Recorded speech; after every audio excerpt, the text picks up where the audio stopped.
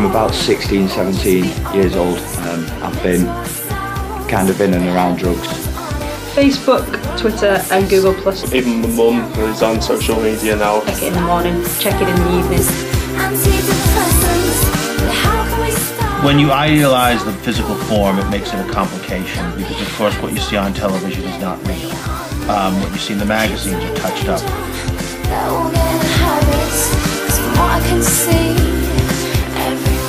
If you change the way you live your life for a video game, then as far as I'm concerned, you're addicted to it. Find me a problem gambler and I will find you someone who's likely to be very unhappy and whose life is in a mess.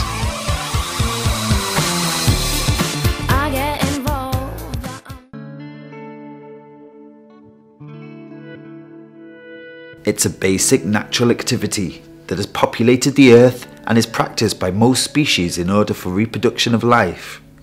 But sex is also a pleasurable experience that influences much of human behaviour, even on a subconscious level. You've got to remember that the reasons why we end up with an addiction, say sex addiction, are hugely varied. There's from one end of the spectrum to the other. There's no one clear definition to say this is what a sexual addict is and this is what a person with high sex drive is. Very often it depends on the context that they find themselves.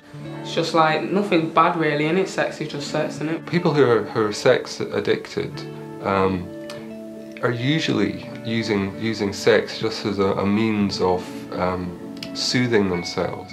You can have from issues of self-worth, where you find that an encounter, because somebody has wanted to talk to you, wanted to be with you, and essentially wants to get you into bed, you feel as though you are wanted, and this then replaces and deals with issues of self-worth. Of course, it doesn't actually rebuild confidence, and because you got a good feeling from that, then you do it again and again and again. You might have a biological predisposition to obsessive compulsive behavior, which is a feature of all the addictions. There might be cultural factors and social pressures on you to be, for example, very active sexually without you necessarily wanting to be, or before you're ready for it, or in a different context than what you might want.